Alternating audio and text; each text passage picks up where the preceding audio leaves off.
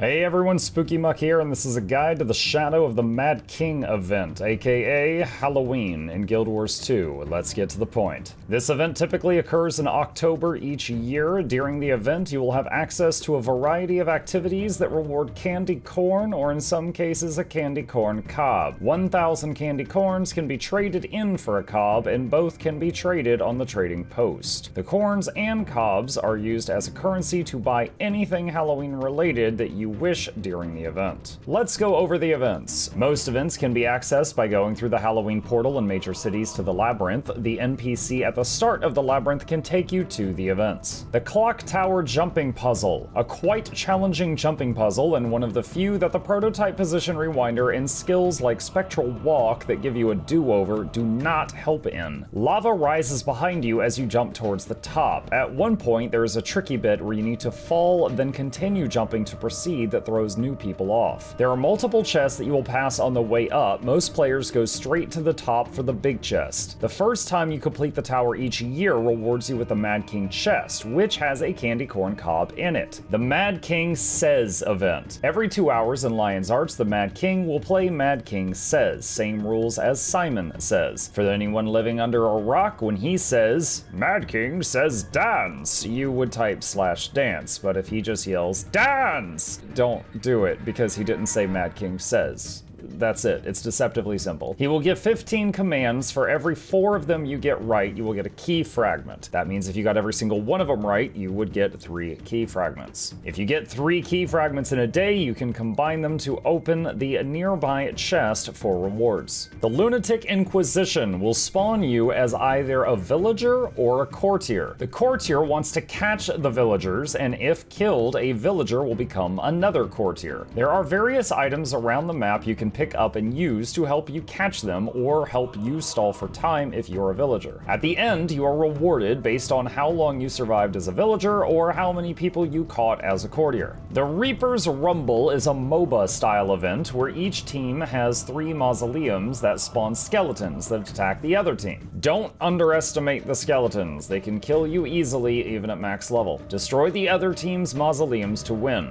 You can bring pumpkins back to your mausoleum to spawn an additional wave of units, and running through the cornfields will give you stealth. The Mad Kings Raceway offers 3 mount races, one for Jackal, Roller Beetle, and Springer respectively. You can use different mounts if you have them and you wish to, or if you have no mounts, you can rent them here for free. The Ascent to Madness dungeon. Group with some other players and enter the Ascent to Madness from Lion's Arch to fight the Mad King himself. During the fight, he will occasionally do Mad King Says, and you will have to press a key to dance, kneel, or whatever he commands of you to continue fighting. The rest of the fight is follow him from island to island, and red areas are bad. Also, you can't glide here. Learned that the hard way. The Labyrinth. I saved the best for last. The thing that most people look forward to doing the most this holiday is the Mad King's Labyrinth. The Labyrinth Farm is a very profitable event that will fill the group finder during October. Here's how it works in a nutshell. Get as much magic find as you can, buffs, boosters, food, whatever, and join or create a Labyrinth group. The magic find will help you loot the Halloween items, such as trick-or-treat bags. Note, it does not help when opening the bags themselves. The group will run circuits around the Labyrinth, and you want to hit every creature you pass at least once. Common courtesy is to just give each one a light tap and move on so that the other horde of players with you has a chance to hit that mob too. Bring attacks that are good at hitting everything. It doesn't matter if they do high damage. To give one example, I bring a ranger pet with AoE splash damage, a druid staff that hits everything on a line, and some traps that are repeatedly tagging the area around me. When you join a group, only open doors if that group wants to open doors. The small doors spawn veteran mobs on groups, and the large doors spawn bosses that take a lot of time to take down, and some groups prefer to not slow down and keep killing the hordes of smaller creatures. One boss the community lovingly calls Steve, and he will show up randomly and try to hug you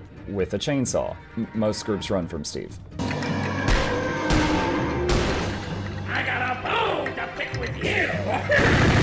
You can donate some candy corn to the cat in the labyrinth for a magic find buff. You can do the race within the labyrinth for a magic find buff. This event is great for leveling alts. If you can bring a low-level character here and join a group running around, you can level them up very fast. At the center of the lab, you can pay for temporary services, such as access to a merchant or bank for everyone nearby. Should you open or sell the trick-or-treat bags? A common question. In a nutshell, it's gambling. You can sell the bags for guaranteed gold, and if you really need gold, I would just do that. Or you can, of course, open them for lots of Halloween goodies and an ultra-rare chance at expensive infusions, which would be like hitting the jackpot. Let's talk about the achievements and the merchants. Eve of the Mad King gives weapons for doing dailies 5 times. Weapons can be upgraded in Lion's Arch Plaza at the Haunted Weaponsmith. Magister Tassie is part of a quest. I don't want to spoil it for you. You will be sent to talk to her after meeting a certain someone in the labyrinth. Black Lion Weapons Specialist, which sells these weapons for claim tickets, along with a free toy chest, which unlocks the collection for said weapons. Candy Corn Weekly Vendor. It's just what it sounds like. Sells items once a week during the Halloween holiday. Of special note are the Tyrian Exchange Voucher, which is good to stock up on so that you can skip dungeon steps of legendary crafting, and the Tattered Bat Wing, which is part of the forging process to make the Night Fury shoulders, which many people covet. Makes it look like bats are swarming around you. Candy Corn Vendor Merchant sells many miniatures and skins sold only during the Halloween holiday. Of special note is the 20-slot bag Halloween Pail and the Greater Gift of Candy Corn Home Instance node, which is only obtainable during Halloween, which allows you to harvest a large amount of candy corn every day from your home instance node year-round. Lunatic Alchemist Merchant sells lunatic armor recipes, which are exotic equipment that has stat selection, making it easy to get whatever stats on your gear you want. However, do know there is another way to get your first set of lunatic gear. The Lunatic Wardrobe achievements under the festivals section are basically to do each of the mini holiday activities once for a set. Sparking Stone Merchant near the bank has some assorted unique skins that may change from year to year. Drubert, like previous years, is a great way to waste your resources for achievement points. Halloween reward tracks in PvP and World vs. World give lots of trick-or-treat bags, and they end with a 20-slot Halloween Pail bag. At the time I'm recording this, the Mist Stranger is a new feature. He shows up in each of the low-level zones for the different races. If you talk to him after reaching level 10, he will give you a weapon for your class that will level with you. I've only been able to get one from him across my characters, so this may be once per account. Choose your weapon wisely. The Candy Corn Gobbler will often appear on the gem store sometime during the event, allowing you to convert candy corn into very rare buffs. I have an Is It Worth It video on the Gobbler if you are interested. Mad Memoires, or Mad Memories, depending on the step you're looking at. The Mad Memoires questline gives you a line of backpacks that look like books. Here are what the rewards look like, and let me point you in the right direction if you wish to start this questline that can only be done during this holiday. Talk to Magister Tassie in Lion's Arch beside the Grand Piazza Vista. When you accept her proposal, the Mad Memories achievement is obtained and a mail received. I will include a link to the rest of the quest walkthrough from the wiki in the description of this video. Finally, there is a new jumping puzzle in the labyrinth that starts from the western waypoint. Look for this little elevator. I won't spoil the rest for you. And that about covers the basics. Hopefully now you new players have an idea of everything this event has to offer and how to obtain whatever you had your eyes on. As always, if you enjoyed this video, please consider hitting the like button to help us out with the YouTube algorithm. Comment if you have any tips or tricks on this topic that I missed, and subscribe for more similar content. Special thanks to our dear patrons who keep this channel in business, and if you'd like to support this channel and earn perks such as early access to videos, there is a link to the Patreon in the description. That's all for today.